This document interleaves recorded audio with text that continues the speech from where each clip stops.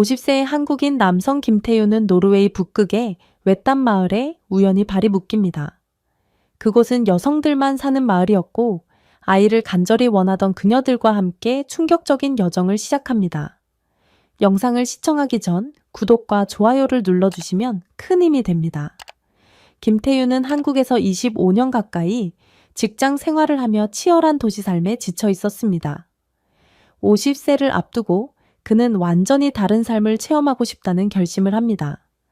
예전에 본 스칸디나비아 다큐멘터리에 매료된 그는 광활한 설경, 사람이 뜸한 백야의 세계, 사미족의 전통 문화에 끌렸습니다. 하지만 오슬로나 베르겐 같은 유명 관광지 대신 더 북쪽으로 향하기로 마음먹었습니다. 그렇게 그는 짐을 싸서 노르웨이로 떠났고 오슬로에 잠시 머문 뒤 국내선을 타고 북부 트롬소의 인근으로 이동했습니다. 그는 렌터카를 빌려 여름과 가을 사이 늦여름의 햇살과 점차 길어지는 밤이 교차하는 북극권의 풍광을 즐기며 여행을 시작했습니다. 현지인들은 이 시기 날씨가 예측 불가지만 북극의 독특한 매력을 느끼기에 좋다고 말했습니다. 김태유는 내가 그토록 바라던 건 남들 못 가본 곳에서 마음껏 숨쉬는 것이라며 거침없이 차를 몰았습니다. 트롬소의 시내를 지나 핀마르크 지역의 소도시와 마을들을 거치며 길을 따라 간간히 펼쳐진 목초지와 작은 언덕들을 구경했습니다. 그러나 지도에도 희미하게 표시된 오지 구간으로 접어들자 그는 약간 긴장하기 시작했습니다.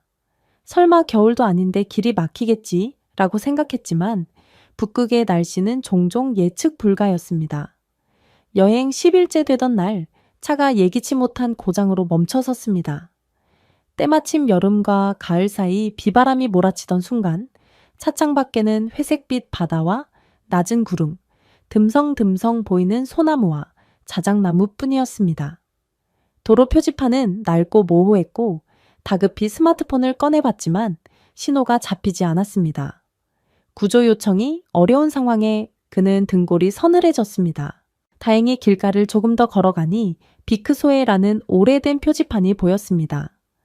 비크세, 지도에서 본 적이 있는데 유럽 최북단에 가까운 마을 중 하나지. 그는 얼떨떨하면서도 안심하며 차를 비상등 켠 차에 두고 짐을 챙겨 걸어가기 시작했습니다.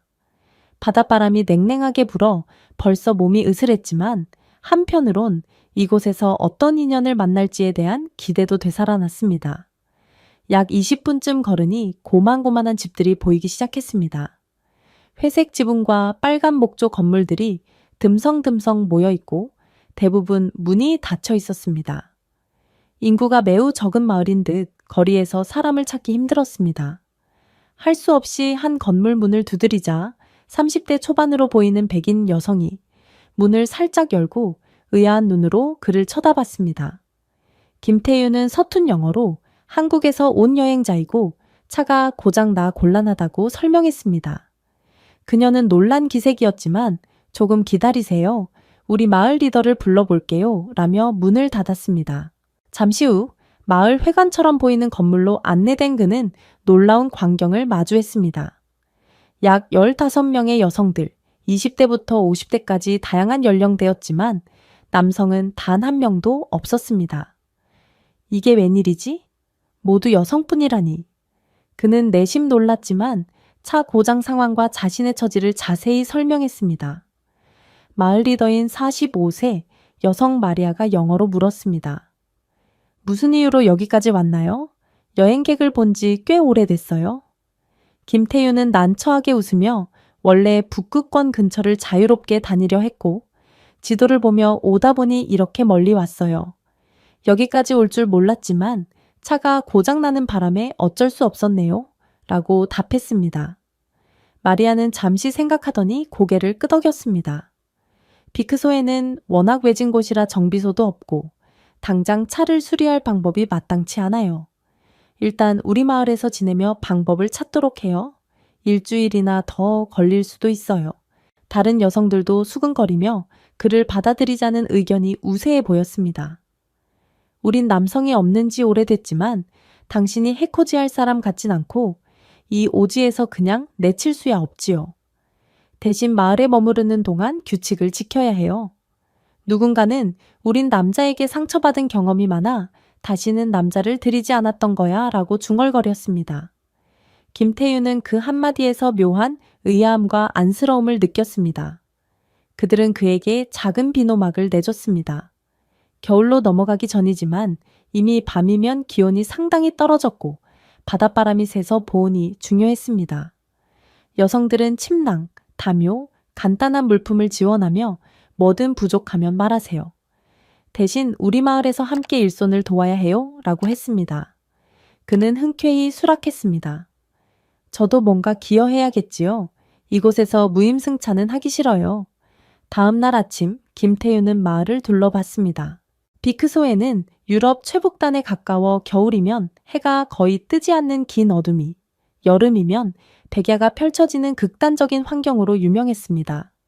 하지만 인구가 많지 않아 소멸 위기에 있다는 기사를 예전에 본 적이 있었는데 직접 보니 더욱 실감이 났습니다. 사람을 거의 볼 수 없고 공간이 텅 비어 있었습니다. 건물들도 낡았고 휴대폰 신호도 불안정했습니다. 도로 포장 상태도 엉망이라 차가 고장나면 정말 곤란하다는 걸 깨달았습니다. 그가 가장 궁금했던 건 왜 마을에 남성이 한 명도 없는지였습니다.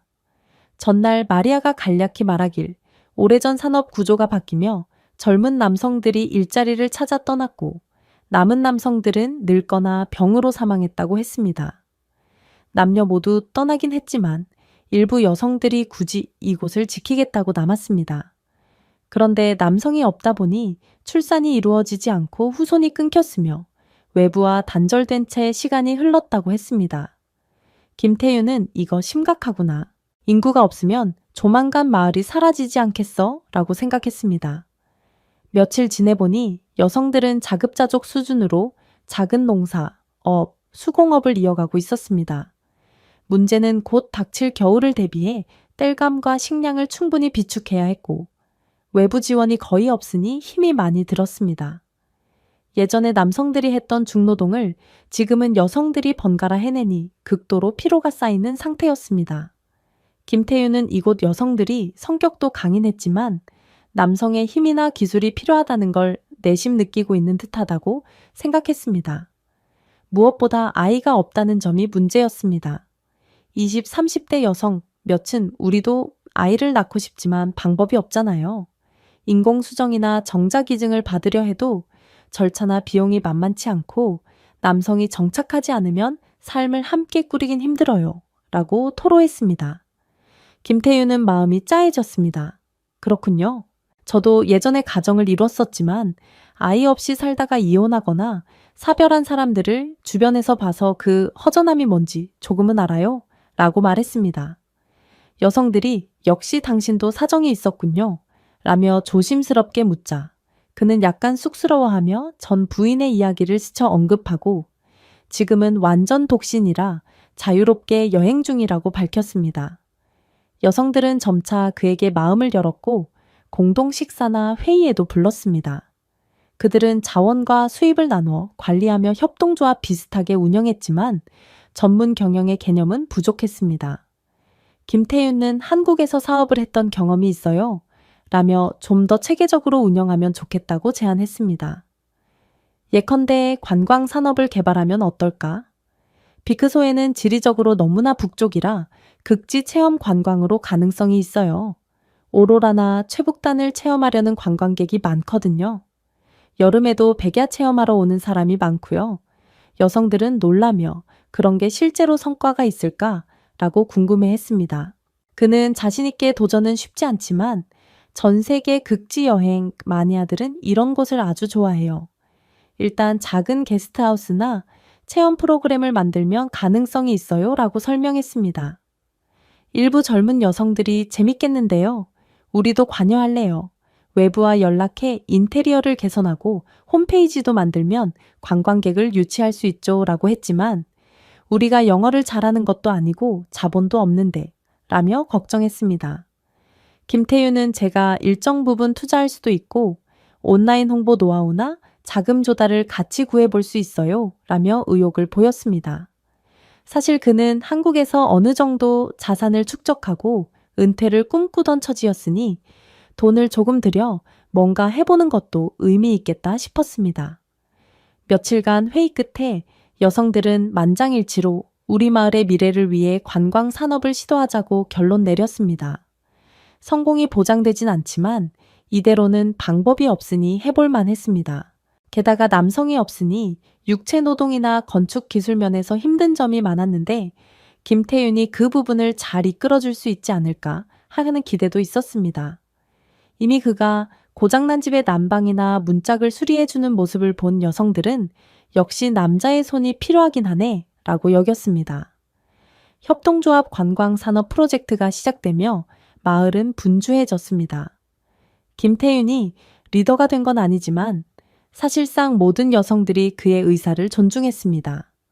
그는 외부와 연락해 중고 건설 자재를 구하고 간단한 게스트하우스를 만들어 북극권 비크소의 체험 프로그램을 준비했습니다. 남성 하나가 나타나자 여성들의 의욕도 크게 올랐습니다. 이젠 희망이 생긴 것 같아 라는 말이 곳곳에서 흘러나왔습니다. 시간이 흐르며 스스럼 없던 여성들의 태도가 한층 더 적극적으로 변했습니다. 일부 젊은 여성들이 그에게 은근히 호감을 보여 함께 산책가자거나 주말에 바닷가에서 바비큐 해볼래 라는 식으로 다가왔습니다. 그는 방심스럽지만 내심 가슴이 두근거렸습니다. 50대 중반 이후로 혼자 살아온 남성이었고 이곳 마을의 유일한 남자라니 언젠간 로맨스가 생길 수도 있겠구나 싶었습니다. 그러다 어느 날 30대 초반 여성 리나가 자신의 갈등을 털어놓았습니다. 사실 난 아이를 낳고 싶었지만 이 마을엔 남자가 없잖아. 그런데 당신이 나타나서 이런 얘기를 하면 이상할까요? 그는 심장 박동이 커지는 걸 느꼈습니다. 리나는 이어 우린 서로 아직 잘 모르지만 이곳 여성 대다수가 아이를 갖고 싶어 해요. 남성 없이 지낸 세월이 길었고 마을 인구가 줄어드는 걸 보며 절망했거든요. 그런데 당신이 나타났으니 우린 희망이 생겼어요. 김태윤은 이 말을 듣고 할 말을 잃었습니다. 며칠 후 마리아가 마을 여성들과 의논한 끝에 당신이 원한다면 우리 다수 여성들이 당신과 관계를 맺고 아이를 갖고자 한다고 폭탄 선언을 했습니다. 그 정도로 애를 태웠다니 김태윤은 이건 너무 급진적 아닐까요? 라며 뒤로 물러났지만 마리아는 이미 우린 오래전부터 남성 없이 인구 소멸을 절감해왔어. 남자를 외부에서 초대해 결혼시키려 해도 다들 도시로 떠났고 정자 기증도 쉽지 않아. 그래서 당신 같은 존재가 너무 소중해. 우리가 진심으로 부탁하는 거예요. 라고 했습니다. 그는 50대 중반이고 한국에서 결혼도 해봤지만 아이 없이 독신으로 지내왔던 사람이니 자식이 생기는 건 어쩌면 새로운 기회이기도 했습니다. 다만 15명 여성 모두와 동시에 그런 관계를 맺는 건 부담스러웠습니다. 이거 말이 되나요? 난 한 명이랑도 감당이 안 될 때가 있는데 라고 하자 여성들은 우리도 알지만 인구 절벽 문제를 해결하려면 한두 명이 아니라 가능한 많은 여성이 출산해야 해요. 당신만 괜찮다면 우리가 순서나 일정을 조율해 무리 없이 진행할 겁니다. 라며 체계적으로 준비해 왔다는 식으로 답했습니다. 김태윤은 이 상황이 황당했지만 그들도 절박하다는 걸 느꼈고 스스로도 아이를 여러 명이나 낳아볼 기회는 내 인생에 다시 없겠지라며 묘한 감동에 빠졌습니다. 또한 여성들이 이건 단순한 육체적 욕망이 아니라 마을이 살아남기 위한 협동임을 강조하자 그의 마음은 흔들렸습니다. 결국 긴 고심 끝에 저도 많은 여성을 만족시킬 자신은 없지만 최대한 노력해 볼게요. 조건은 서로 존중하고 강제는 없고 당신들이 정말 원한다면 이라고 수락했습니다. 이 소식은 금세 마을 전체에 퍼졌습니다. 남성이 우리의 아이를 만들어주는 걸 수락했다 라며 2030대 여성들은 거의 환호했고 40-50대 중에서도 임신 가능성이 있다고 생각하는 이들은 참여를 희망했습니다. 즉 마을 여성 대다수가 우리도 아기를 낳아보자 라는 의지를 밝혔습니다. 이로써 전대미문의 집단 임신 프로젝트가 시작되었습니다. 프로젝트는 비밀스럽게 그러나 조직적으로 진행됐습니다. 각 여성들은 몸 상태를 체크하고 배란일에 맞춰 김태윤과 시간을 보내기로 약속했습니다. 마리아가 질투나 다툼이 없도록 중재했고 처음 며칠간은 어색했지만 모두가 진심으로 아이를 낳아 마을을 이어가자는 뜻이 있었기에 의외로 순조로웠습니다. 김태윤은 체력적으로 힘들긴 했지만 여성들이 최대한 배려하며 식단과 휴식을 챙겨주는 식으로 도왔습니다. 어떤 20대 여성들은 수줍지만 대장님, 난 처음이니 천천히 대해주세요 라고 부탁했고 30 후반 여성은 아이라니 꿈에도 몰랐는데 라며 눈물 짓기도 했습니다. 김태윤은 한 명 한 명의 이야기를 들으며 이들이 얼마나 절실히 아이를 원했는지 새삼 깨달았습니다. 결국 한 달여가 흐르고 임신 여부를 확인할 시기가 다가왔습니다. 각 여성은 본토나 인터넷을 통해 구한 테스트기나 간단한 혈액 검사를 통해 진단했고 놀랍게도 대부분이 양성 반응을 보였습니다. 정말 다 되네. 서로 농담처럼 우리 대장님 정자왕 아니야? 하며 웃었습니다. 김태윤은 쑥스러워하며 동시에 기쁨과 두려움이 교차했습니다. 내가 이렇게 많은 아이를 한 번에 아버지가 된다고? 게다가 다들 내 아이라고? 이거 가능한 건가? 그러나 여성들은 오히려 든든하게 그를 다독였습니다. 너무 부담 갖지 마세요. 우린 공동 육아를 할 거고 당신이 모든 아이를 돌봐야 하는 건 아니에요. 이건 서로 돕는 거래예요. 이 상황에선 여러 명이 임신 중이고 모두가 초산이라 체력이나 영양이 필요했습니다. 김태윤은 협동조합을 통해 더 많은 식량과 영양제를 구했고 겨울 대비 난방과 장작 준비도 강화했습니다. 아이들이 태어나면 더 따뜻한 환경이 필요했기 때문입니다. 남성 없는 삶을 오래 한 탓에 이런 준비가 소홀했지만 그가 하나하나 챙기니 여성들도 체계적으로 참여했습니다. 아침 저녁으로 마을 어디에나 임신부가 걸어다니고 서로 배를 만지며 우리 정말 동시에 아기를 낳으면 재밌겠다 라고 설렘을 토로했습니다. 그렇지만 임신이 가볍지 않아서 몇몇은 입덧이나 어지럼증에 시달렸고 또 어떤 이는 허리가 시큰해 일 못했습니다. 그때마다 김태윤이 무리하면 안 돼요. 저와 다른 사람들이 대체로 할게요. 라며 일손을 나눠주었습니다. 정말 고마워요. 우린 여태 남자 손이 없어서 괴로웠는데 이렇게 하나라도 있으니 얼마나 다행인지 라며 여성들이 미소 지었습니다. 실제로 이곳은 극지 환경이라 겨울이면 활동하기 어려운 시기가 길고 그 전에 모든 걸 준비해야 하니 김태윤 혼자서는 버거웠지만 마을 모두가 함께해서 큰 어려움 없이 진행됐습니다. 출산 예정일이 다가오자 김태윤은 바쁘게 움직여 출산 지원 기금을 마련했습니다. 협동조합은 이미 외부 거래로 수익이 나고 있어 그 돈 일부를 분만용 키트, 의약품, 임시 간호사 파견 등에 투입했습니다. 그리고 본토 병원과 연락해 혹시 응급 상황이 생기면 스노모빌이든 헬리콥터든 응급수단을 마련하기로 했습니다. 물론 비용이 만만치 않았지만 마을에 졸린 일이니 모두가 동의했습니다. 마침내 임신 기간이 거의 비슷하며 10명 이상이 한두 주 간격으로 진통해 왔습니다. 처음엔 30대 중반 여성이 새벽에 배가 아기가 나올 것 같아 라며 비명을 질렀고 김태윤과 다른 여성들이 달려가 오두막으로 옮겼습니다. 준비해둔 물과 수건, 의약품을 갖추고 초청한 간호사가 간단한 분만을 보조했습니다. 몇 시간 고생 끝에 아기의 울음소리가 터져 나왔습니다. 오호, 성공.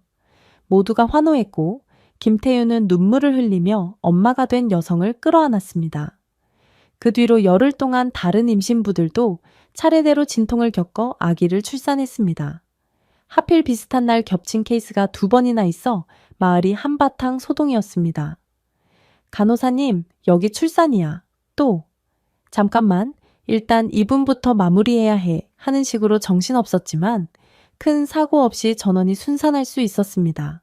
아이들이 차례로 울음을 터뜨릴 때마다 마을 사람들은 박수를 치고 서로 부둥켜 우리가 이렇게 한꺼번에 아기를 보게 되다니 라며 감격했습니다. 김태윤은 한 번도 이런 경험을 해본 적 없어서 어안이 벙벙했습니다. 10명 이상이 한두 주 사이에 그의 아이를 낳았으니 상상조차 못한 일이었습니다. 모두 건강하다는 소식이 전해졌고 한 달쯤 지나 산모와 아기들이 어느 정도 안정을 찾자 마을은 대규모 축제를 준비했습니다. 이건 우리의 부활을 알리는 날이라는 게 여성들의 한결같은 반응이었습니다. 오랫동안 남자가 없고 아이가 없어 침체됐던 마을이 이제 동시에 10명 이상의 아기가 태어나 일대 전환점을 맞았습니다. 이 아이들이 크면 마을이 다시 활기를 되찾을 거야. 실제로 그 많은 갓난아기가 곳곳에서 울고 웃으니 마을 풍경이 한순간에 시끌벅적하고 행복한 분위기로 바뀌었습니다. 축제날, 김태윤은 본인이 영웅 대접을 받는다는 걸 실감했습니다. 우리에게 아이를 선물해준 대장님, 이라며 여성들이 번갈아 그를 끌어안고 감사 인사를 전했습니다. 어떤 이는 내 평생 소원이 아기였는데 드디어 이루어졌어 라며 울먹이기도 했습니다. 남성 없이 살아온 그들이 공동 유육가를 상상만 했던 게 실현된 것입니다. 김태윤 스스로는 이게 과연 현실인가 의심이 들 정도였지만 여성들의 간절함과 노력 그리고 본인의 결심이 만들어낸 결과라 생각하니 묘한 뿌듯함이 밀려왔습니다. 결국 마을 중앙에서 크게 모닥불을 피우고 북극 바다를 배경으로 밤늦게까지 파티가 이어졌습니다. 남성 아무도 없던 시절과 달리 이제는 한 명이지만 대장님 김태윤이 있는데 그가 여러 아이의 아버지로서 자리해주니 모두가 안심하고 즐거워했습니다. 축제 막바지에 대장님 행가를 해야죠 라는 목소리가 터졌습니다. 누군가가 과거 이야기에서 들은 행가의 전통을 부탁한 것입니다. 그는 웃으며 손사래를 쳤지만 이미 손명 가까운 여성들이 손을 모아 그를 번쩍 들어올렸습니다. 다행히 출산한 이들은 체력이 약해 다른 이들이 주도했지만 공중에서 느껴지는 짜릿함과 함께 아기 울음소리가 덧붙어 무언가 벅찬 감동이 펼쳐졌습니다. 내려온 뒤 그는 이런 기쁨이라니 살아서 처음 느껴봅니다. 라며 울컥했습니다. 아이들이 태어나고 초기 산후조리가 끝나자 여성들은 본격적으로 관광산업 프로젝트를 가동했습니다. 이젠 아기가 있으니 우리도 본격적으로 마을을 개방해 관광객을 받아보자. 아이 울음소리가 나는 이런 극지 마을이라는 게 독특한 매력이 될 수 있어. 김태윤도 동의하며 인프라를 개선하기 위해 협동조합 수익을 집중 투자했습니다. 본토 소도시와 연락해 소형 셔틀버스나 숙박시설을 갖춰 겨울엔 오로라 투어, 여름엔 백야 체험과 바다 낚시, 그리고 이 마을만의 독특한 대가족 문화를 살짝 공개하는 상품을 기획했습니다. 관광 사이트를 제작해 유럽 최북단에 가까운 비크세의 오지 마을, 이제 거기엔 아이가 넘치고 다시 활기를 찾았다. 라는 스토리텔링을 덧붙였습니다. 소수의 모험가들이 호기심을 보여 이메일로 문의가 들어오기도 했습니다. 아이를 낳은 여성들이 공동체 생활을 한다고요? 남성은 어떻게 된 거예요?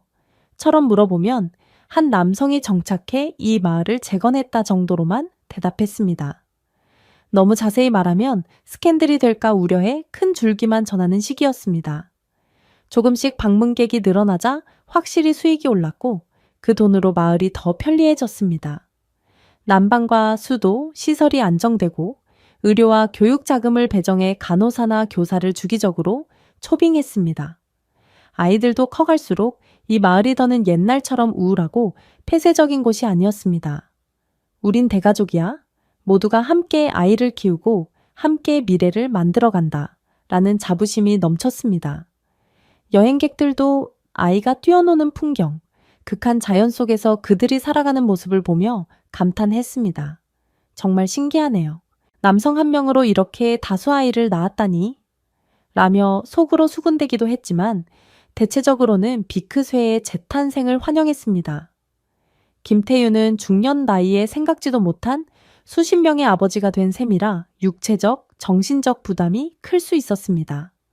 하지만 여성들이 우리 공동 육아를 표방해 그는 어느 특정 아이만 편애하지 않고 골고루 돌봐주면서도 일상의 상당 부분은 협동조합 운영과 관광 기획에 투입했습니다. 아이들 반응도 각양각색이었지만 대체로 김태윤을 다들 아빠 내지 대장님이라 호칭하며 잘 따랐습니다. 아빠, 나도 함께 바다에 가면 안 돼요? 아빠, 나 이거 만들어줘. 같은 소소한 부탁을 들어주다 보면 하루가 어떻게 가는지 모를 지경이었습니다. 그래도 그는 행복했습니다. 한국에서 열심히 일만 하다 이 북극오지에서 내가 이런 대가족을 이루게 될 줄이야 라며 종종 믿기 힘들 만큼 감격스러웠습니다. 한편 여성들이 아이와 일, 그리고 남성과의 관계를 어떻게 정립하느냐도 과제였습니다. 다행히 이 마을은 일종의 합의로 우리가 모두 엄마들이고 김태윤은 모두의 아이 아빠다 라는 독특한 체제를 수용해 버렸습니다. 질투나 갈등이 없을 순 없겠지만 공동체의 절박함과 상호 존중으로 큰 충돌 없이 지내는 듯 했습니다. 오히려 서로가 힘들 때 내 아이를 내가 봐줄게. 내일은 내가 네 아이를 봐줄게. 하는 식으로 교대 보육을 자연스럽게 했습니다. 어느 날 밤 마을 전체가 모닥불 주변에 모여 전통 춤과 노래를 즐길 때 김태윤이 문득 이렇게 외쳤습니다. 우린 하나의 대가족이에요. 모두가 함께 웃고 함께 아이들을 키우고 이 북극 바닷가에서도 행복할 수 있음을 증명했어요. 그러자 여성들이 박수를 치며 호응했습니다. 맞아요. 남성 없이 우울하던 시절이 끝났어. 우린 당신을 만나 다시 살아났어요. 젊은 여성 중 몇 명이 우리 대장님을 행가해 라고 외쳐 다들 다시금 그를 부드럽게 번쩍 들어 올렸습니다. 하나, 둘, 셋. 그의 몸이 밤하늘로 떴다 내려왔고 아이들이 환호하며 뛰어오를 때 그 풍경은 마치 영화 같았습니다.